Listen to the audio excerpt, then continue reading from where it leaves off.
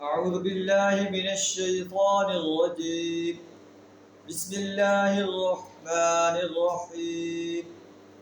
من كان يريد العزة فلله العزة جميعا إليه يصعد الكلم الطيب والعمل الصالح يرفعه والذين يمكرون السيئات لهم عذاب شديد ومكر أولئك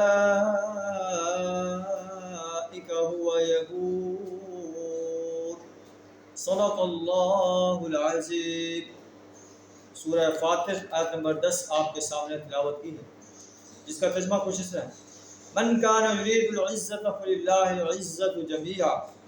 جو شخص عزت چاہتا ہے، عزت تو ساری کی ساری اللہ ہی کے لیے. قریش مکہ کہتے ہیں کہ ہم سردار لوگ ہیں، اگر ہم نبی صلی اللہ علیہ وسلم کی دعوت کو مان لیں گے تو ہمیں آپ کی اتباع کرنی پڑے گی، آپ کا پیرو بننا پڑے گا، اپنی سرداری جو ہے ہمیں ختم کرنے پڑے گی. اللہ فرماتا ہے کہ عزت جو ہے وہ اللہ ہی کے لیے، جسے اللہ عزت چاہتا ہے اسے دیتا ہے اور جسے چاہتا ہے ذلیل کر دیتا ہے. کئی انسانوں نے دیکھا وہی سرداران قریش جو اپنی سرداری کو بچانے کے لیے نبی صلی اللہ علیہ وسلم کی مخالفت کر رہے تھے، آپ کو ساحر اور مجنون کہہ رہے تھے، آپ کو کاہن کہتے تھے، آپ پر جو ہے مصیبتوں کے پہاڑ ٹو رہے تھے.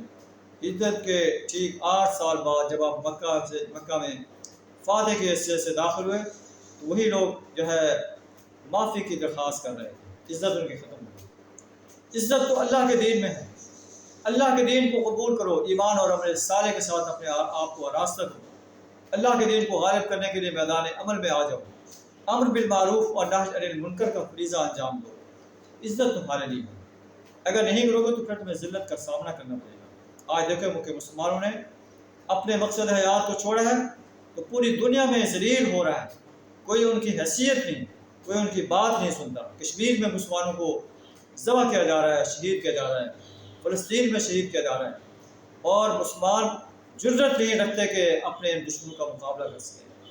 عزت جو ہے اللہ کے ہاتھ میں ہے، اللہ کے دین پر عمل کرنے میں ہے، اللہ کے دین کو غالب کرنے میں ہے، اللہ کے دین کا داعی بننے میں ہے. من کان یرید العزت فللہ العزت جمیعا. جو شخص عزت چاہتا ہے، عزت اللہ کے لیے ہے، اللہ کے دین میں ہے، اللہ کے دین کو غالب کرنے میں ہے. الیہ یصعد الکلم الطیب والعمل الصالح یرفعہ. اس کے ہاں جو چیز اوپر چڑھتی ہے وہ صرف پاکیزہ قول ہے. پاک بات جو کہتا ہے وہ اللہ کی طرف بلند ہوتی ہے. والعمل الصالح یرفعہ. عمل صالح اس کو اوپر اٹھاتا ہے. پاکیزہ بات کہہ رہا ہے لیکن عمل اس کے برعکس ہے، اس کی کوئی حیثیت نہیں.